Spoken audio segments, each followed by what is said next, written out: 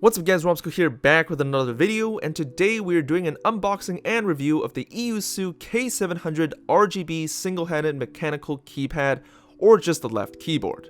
At the back of the box we have a little design showing us of what it actually looks like with the wrist rest, as well as a little feature showing us that we can actually change and replace the switches with just a little tool, just like how it is on the Z77 and Z88 budget mechanical keyboards, which is also cool, and I'll show you guys how to do that.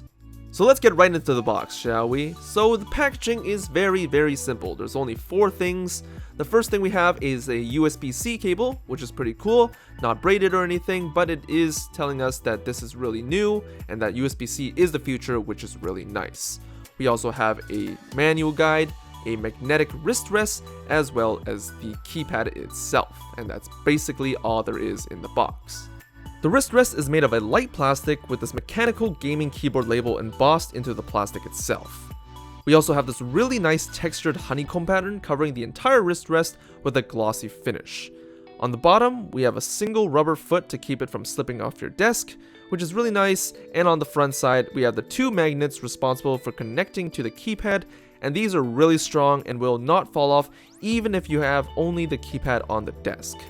Here's a little shake test to show you how damn strong these magnets are, and I can definitely appreciate this feature.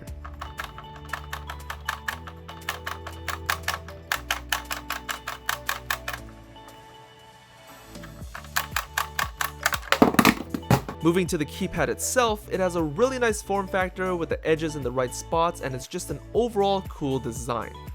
On the back side, we have the USB-C plug as well as a regular USB plug, so you can actually daisy chain your mouse onto here without having to plug it directly into the computer, which is a nice feature.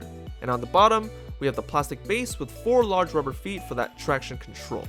So this keyboard actually has a total of 5 rubber feet including the wrist rest, so this keypad definitely won't be slipping while you're gaming. And of course, the front side has the inserts with the magnets to attach the wrist rest, and you've already seen how well that went. This mechanical keyboard is a 35 key layout with 4 macro keys on the side and 4 more on the top side, plus the record button, totaling out to 44 keys.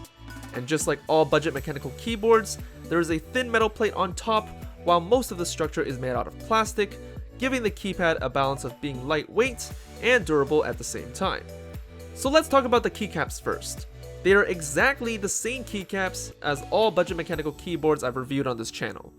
Other than the fact that the T and the G are expanded to take up the real estate of the keypad, they are just regular ABS plastic keycaps with low budget double shot injection found at the top of the keys as shown here to get some good backlighting.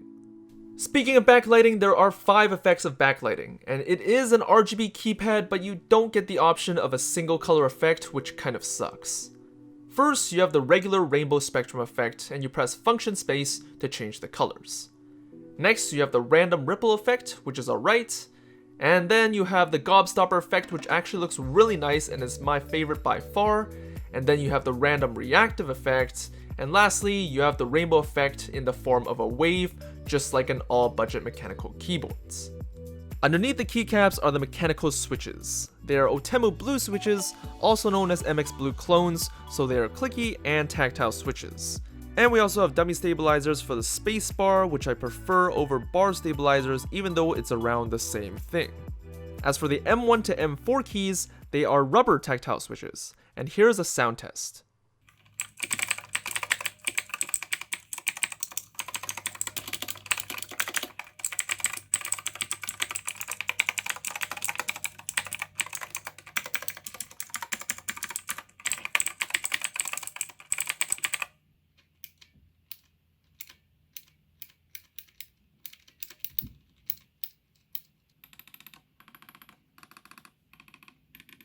So let's talk about the macros for this keypad. G1 to G4 normally represent F1 to F4, which is kind of redundant since it's already on the keypad itself, while M1 to M4 represent F9 to F12. So we're actually missing F5 to F8, which is a little weird. But anyways, here's how to record the macros. First, you press record, then click on one of the M profiles, then click on which of the G keys you want to use for that profile, click your sequence, and then press record again to save it. Basically, you have 4 M profiles with 4 keys each, totaling to 16 total macros to be usable, which is awesome. And you can change the LED effects to a different one if you want to. And if you want to reset your macros, just press Function and Escape. And if you were wondering what the globe keycap is for, it's mapped out to the letter M, which is really weird. As shown in the box, you can replace the switches because these switches are plate mounted instead of PCB mounted.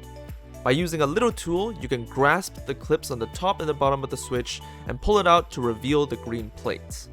You can see how there are 2 holes, which is where the 2 metal pins of the switch go into. And this is exactly the same as the Z77 and Z88 keyboard that I reviewed, so you can check those out.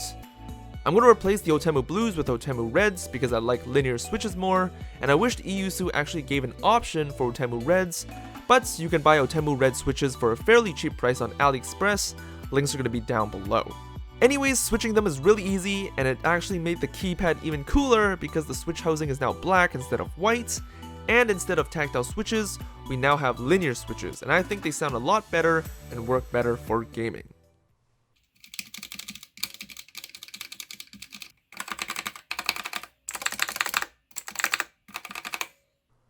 But the main question is, does it work well? And the answer is yes, I think. I did a trial run of just using the keypad while playing the Legends of Apex for about a day, and it did fine.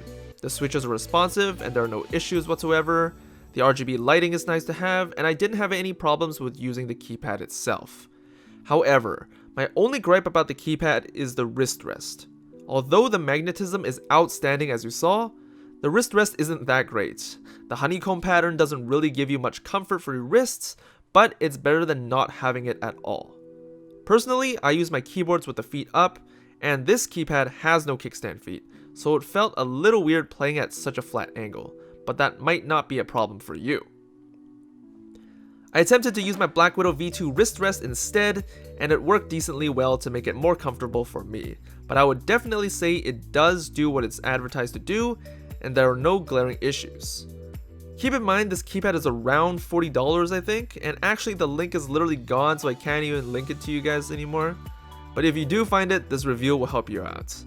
But that's been it for this gaming keypad. Overall, looks pretty cool, does what it does. The option for 16 macros is pretty dope, and that's pretty much all there is to it. Thanks for watching this video guys, and I'll see you guys in the next video. Peace.